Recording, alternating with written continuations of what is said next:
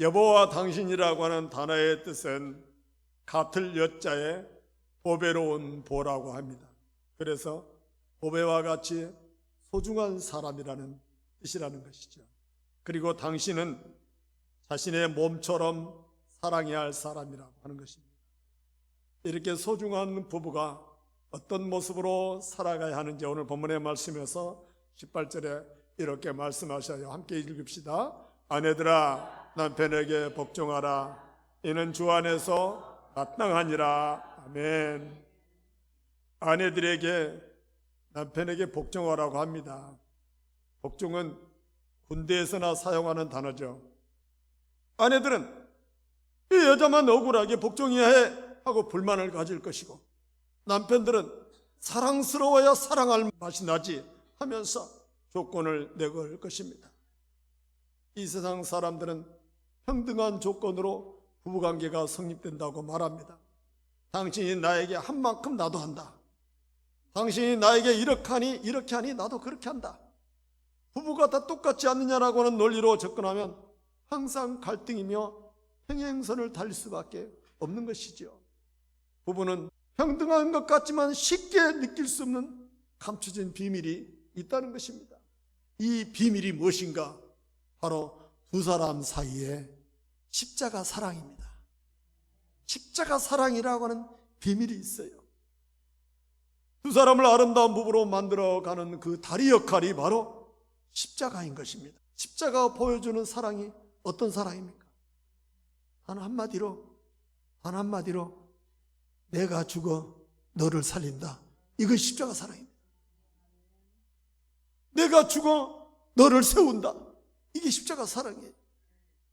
주님이 죄인된 우리를 위하여 죽으심으로 말미암아 우리가 죄에서 자유하게 된 것이 복음이죠. 우리 주님이 잘나고 똑똑한 자를 위하여 죽으신 것이 아니고 못나고 바보 같고 미련하고 볼품없는 인생들을 위하여 죽으신 것입니다. 그래서 십자가 사랑은 어떤 조건이 이루어질 때 사랑하는 것이 아니라 조건이 아무것도 없어도 사랑하는 거예요. 내 마음에 안 들어도 사랑하는 거예요. 못나 보이고 바보 같아도 사랑하는 것이 십자가 사랑이에요. 이게 부부 두 사람 사이에 있어야 할 사랑의 조건입니다. 그러지 않고는 부부를 이해할 수가 없습니다. 사도 바울은 에베소에서 부부관계를 동등하게 이렇게 말합니다. 우리 다 같이 있습니다. 시작. 그리스도를 경외함으로 피차 복종하라. 아멘.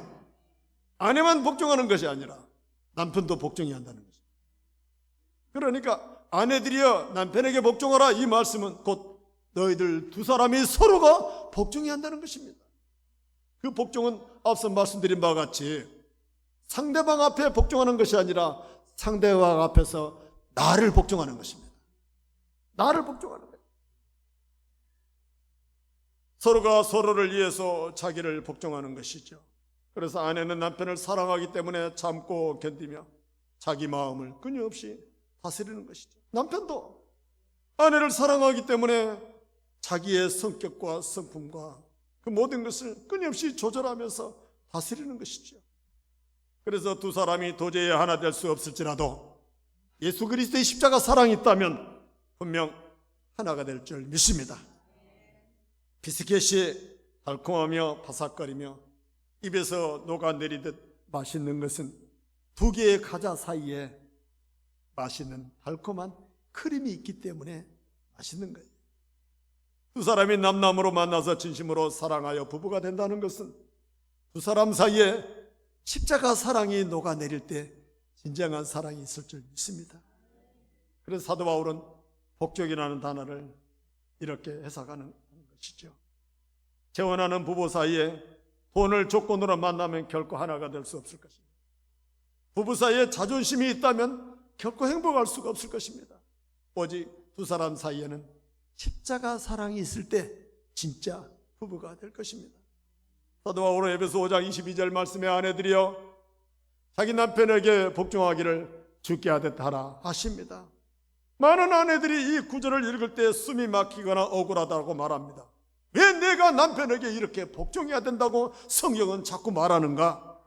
그것은 남편에게라고 하는 단어의 시선이 머물러 있기 때문에 그렇습니다. 남편에게 하는 것이 아니라 죽게 하듯 하는 것입니다. 주님께라고 하는 것에 초점을 맞추면 이 말씀이 이해가 되는 거예요. 내 눈앞에는 남편이 존경할 만한 구석이 별로 없고 허물투성이에 나를 서운하게 할 때가 더 많기 때문에 남편에게 복종한다는 것이 억울할 때가 있습니다.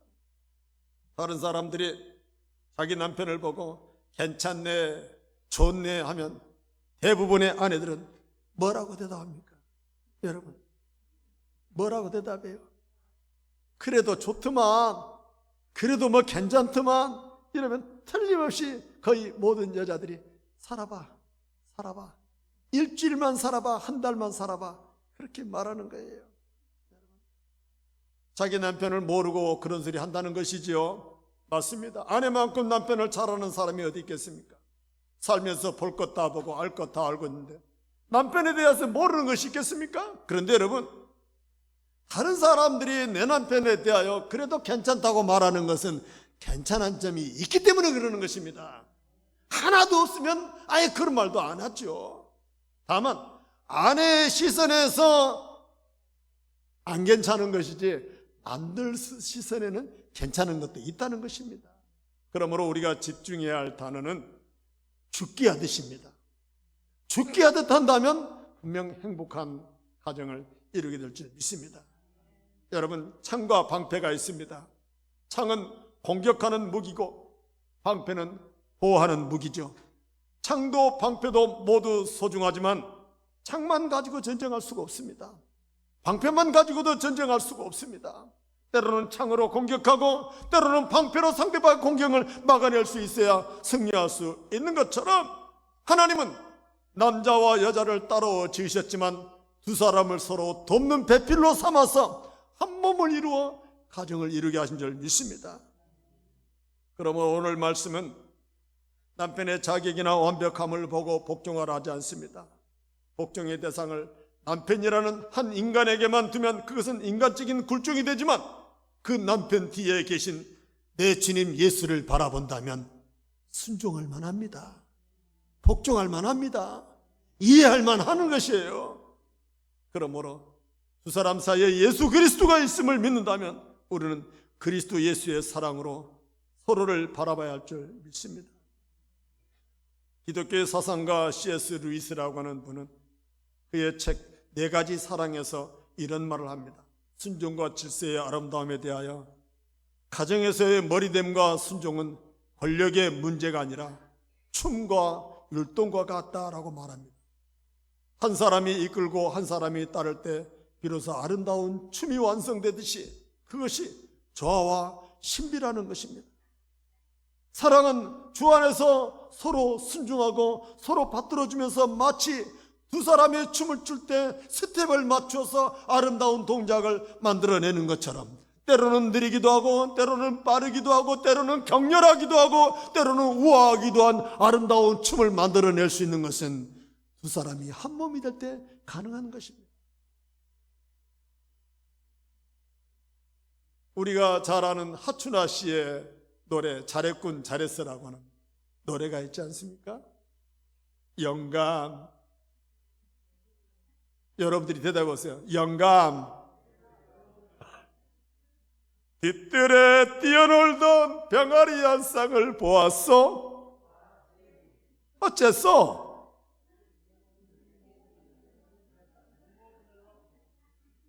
이 몸이 늙어서 몸보신 하려고 먹었지. 그러니까 뭐라고? 다 같이 시작.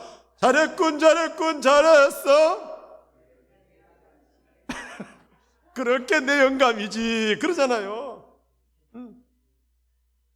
여러분, 이런 상황에서 아니 영감, 세상에 병아리로 몸보신하는 인간이 어디 있어? 키워서나 잡아먹는다면 이해라도 하겠어. 저 영감 미쳐도 단단히 미쳤구만. 이렇게 말한다면 부부관계가 얼마나 삭막해져요. 이해가 안 되고 상황이 안 맞았다. 일단은 잘했군 잘했어 하고 보는 것입니다. 이것이 바로 부부의 아름다운 춤과 같이 두 사람이 아름다운 춤을 추는 것처럼 말장단을 맞춰가는 것이에요. 여기에 행복이 있지 않겠어요? 그리고 또다시 영감님이 또 마누라 여러분들이 내다보시기 바랍니다. 외양간 내어놓은 얼룩이 양소를 보았어? 어째서?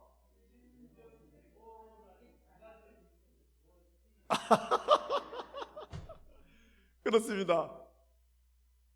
남편이 남의 집 소풍파리가 몸서리가 나서 살림 미천으로 장만했는데 그것을 친정집에 줘버렸어? 할망구 미쳤구만, 미쳤어, 완전히 미쳤어 라고 말한다면 무슨 재미가 있어요? 어쨌거나 처갓집도 내 부모잖아요. 어떤 상황이든지 이해가 안 될지라도 서로 쿵짝을 맞춰가면서 말장난에 기뻐하며 즐거워한다면 그것이 바로 두 사람이 한 몸 되어 아름다운 댄스를 추듯이 춤을 추는 우아한 모습 아닐까요? 여러분, 부부는 말도 안 되지만 인정하는 거예요. 이해도 안 되지만 넘어가 주는 것입니다. 완전히 미쳤지만 한번 봐주는 거예요. 서로를 봐주며 살아가는 것이 부부 생활입니다. 한 번뿐만 아니라 수도 셀 수 없이 봐주면서 살아왔지만 그렇게 저렇게 세월이 흘러 검정머리가 팥뿌리가 되도록 살아온 세월, 그 세월을 지금 여러분들이 살고 계신 줄 믿습니다. 부부는 이런저런 허물을 덮어가면서 끝까지 함께 살아가면서 의지하면서 아끼면서 살아가야 할 부부이기 때문에 우리 하나님이 창세기 2장 18절에 이렇게 말씀하셔요. 여호와 하나님이 이르시되 사람이 혼자 사는 것이 좋지 아니하니 내가 그를 위하여 돋는 배필을 지으리라 하시니라. 아멘. 하나님이 혼자 사는 것이 좋지 않다고 하십니다. 둘이 함께 사는 것이 좋다고 하십니다. 그래서 둘이 함께 도우며 살라고 배필로 만나게 하신 것입니다. 돕는 짝으로 보내셨다는 것입니다. 내 평생 오직 나만 바라보고 나를 위해서 도와주는 사람을 만나게 하신 것입니다. 그런데 저도 사실 이 사실을 깨달은 지가 얼마 되지 않았습니다. 저도 결혼하고 아웅다웅 아내와 많이 다퉜습니다. 달라도 저렇게 다를 수가 없기 때문에 다퉜죠. 어쩌면 저렇게 잠자는 것까지 다를 수가 있을까?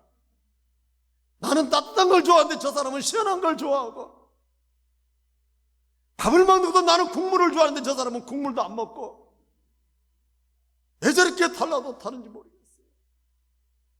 그래서 아웅다웅 많이 다퉜습니다. 그런데요, 가만히 돌아보니까 모르기 때문에 다퉜어요. 알면 안 다툴 걸. 알면. 그럴 수가 있을까? 이럴 수는 없다면서 분통했던 그런 세월들이 한 해, 두 해 지나고 나서 여기까지 와서 보니까 조금은 이해가 돼요. 아직도 모르는 게 있어요. 그런데 세월을 지나놓고 보니까 제 아내가 정말 하나님의 말씀대로 저를 돕는 사람이었습니다. 저를 돕는 사람. 하나님의 말씀은 1.1획도 틀리지 않아요. 나를 돕는 사람으로 하나님이 보내셨어요. 더 좋아지라고, 더 잘해보라고 끊임없이 내 곁에서 나를 도우려고 하는 그런 아내를 오해했던 적이 얼마나 많습니까? 그래서 제가 이번 주에 오늘 말씀을 묵상하면서 지나가는 말로 아내에게 물었습니다. 여보, 부부가 뭐라고 생각해요? 라고 물었어요. 부부가 뭐라고 생각해요? 그러니까 대답이 짧더라고요. 내 편인 사람이 부부라고 생각해. 그러더라고요. 내 편, 자기 편. 정답이었어요. 그래서일까요, 여러분? 아내는 남편을 내 남편 그러잖아요. 남편은 아내를 뭐라고 그럽니까? 여편네라고 그러지 않습니까? 여편네가 바로 내 옆에 있는 내 편 아닙니까? 이처럼 서로를 자기 편이라고 믿고 함께 더불어 세상을 살아가는 것입니다. 세상을 살아가면서 내 편이 있다는 것이 얼마나 행복한지요. 아내는 정말 내 편이에요. 제가 갑자기 음식을 잘못 먹고 이 장염이 와가지고 성가라병 응급실에 가서 있는데 그 응급실은 대기 순서가 있어요. 대기별로 진찰을 받기 때문에 사람들이 줄줄이 서 있는 거예요. 제가 너무너무 배가 아파가지고 의자에도 못 앉아있고 바닥에 이렇게 앉아있고, 아내가 성질을 내면서 여보세요, 급한 사람부터 해줘야지, 왜 이러세요, 급한 사람부터 해줘야지, 막 그냥 큰 소리를 치더라고요. 그 응급실 사람 많은 데서. 그래서 막 소리 지면서 급한 사람부터 해야 되지 않냐고 막 이렇게 거기서 그냥 하소시 막.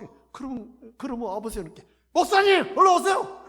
제 얼굴이 뜨거워서 거기서 목사님이라고 안 했어요. 너 나올 건데.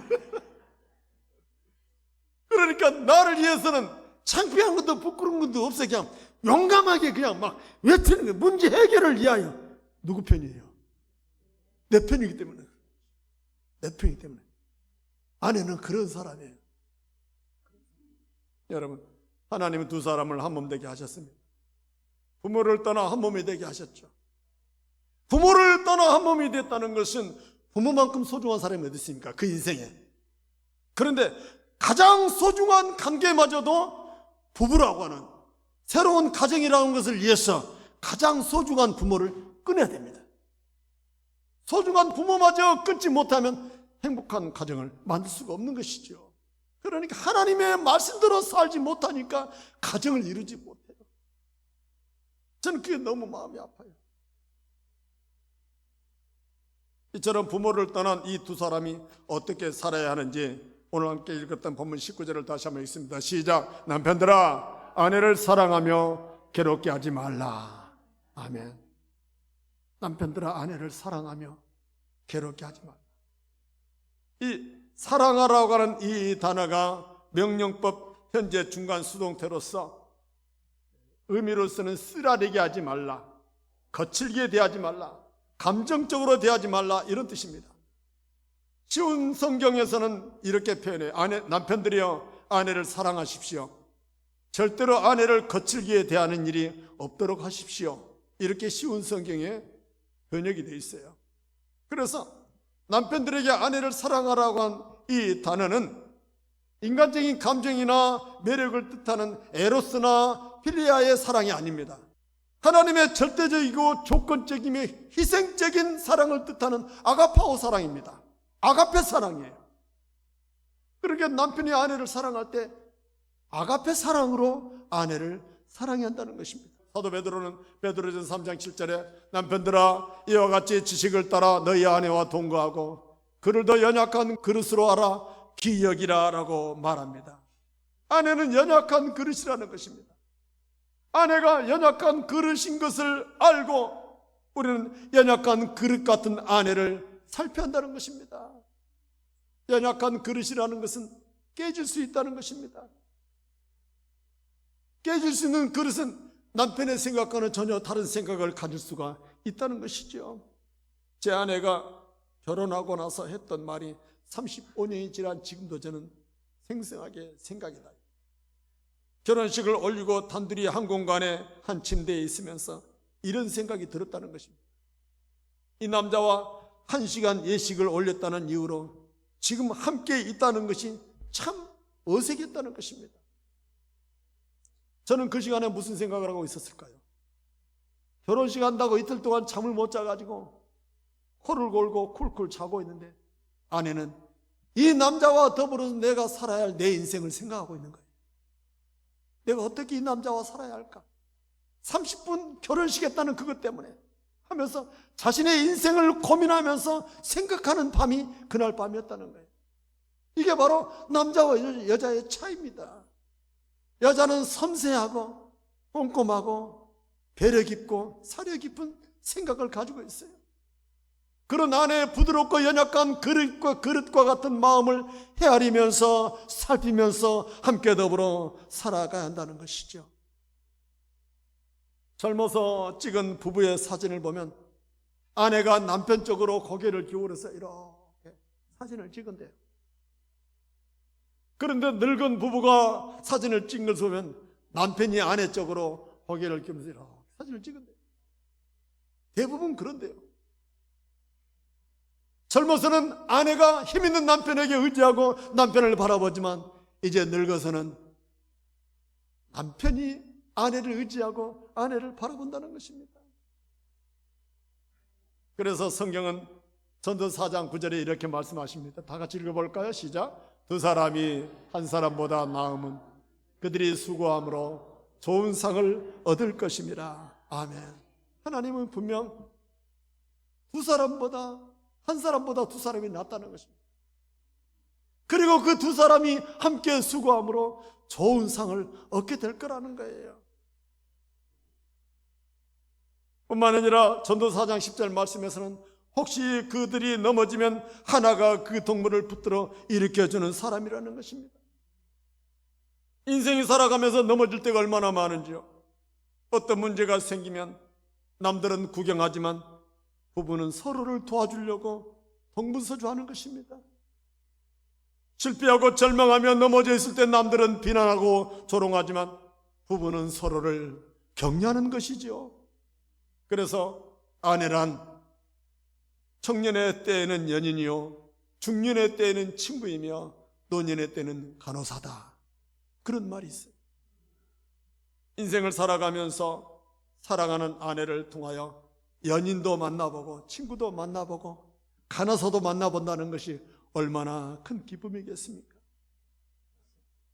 우리 지역 외성대에 올라가 보면 성대가 쌓여 있어요. 큰 바위 같은 돌로 성이 쌓여져 있죠. 그런데 큰 바위 같은 돌로 쌓여져 있는 그 성이 큰 바위만 있는 것 아닙니다. 큰 바위와 바위 사이에 쪼개진 작은 조각돌 같은 것들이 사이사이에 끼어져 있기 때문에 큰 바위가 받쳐져 있는 거예요.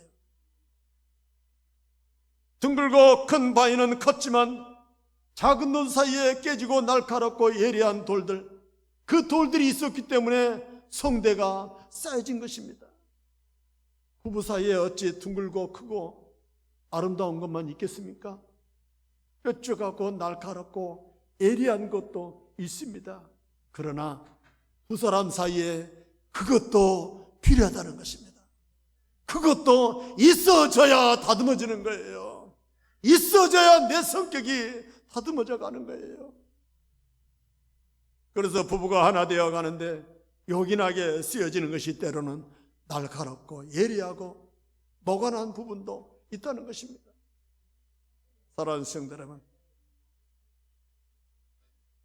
다른 사람들을 보기에는 100점짜리로 여기지 않을 수도 있고 말도 안 된다고 하기도 하고 저럴 수가 없다고 하기도 합니다. 그러나 그럴수록 그것이 때로는 내게 요긴한 꼭 필요한 것이 될 수도 있습니다. 그러므로 하나님이 나에게 맞춰서 나에게 안성맞춤이 되도록 나를 위한 돕는 배필을 주셨음을 믿고 함께 더불어 살아갈 수 있기를 축복합니다. 이제 말씀을 맺겠습니다. 결혼제도는 인류가 만들어낸 문화적 산물이 아닙니다. 결혼제도는 하나님이 만드신 것입니다. 하나님이 두 사람을 만나게 하셨고 두 사람을 짝되게 하셨습니다. 하나님이 한 몸 되게 하셨어요. 한 몸 되어 짝을 이룬 그 두 사람이 살아갈 수 있도록 가장 아름다운 것을 만드셨어요. 그것이 뭐예요? 에덴 동산이에요. 에덴 동산은 누구를 위하여 있는 것인가? 두 사람을 위하여 있는 거예요. 두 사람이 살아가게 하려고 하나님이 에덴 동산을 만드신 거예요.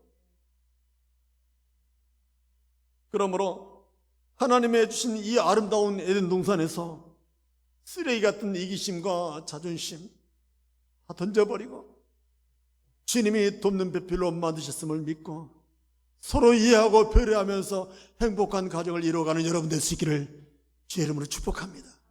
축복합니다.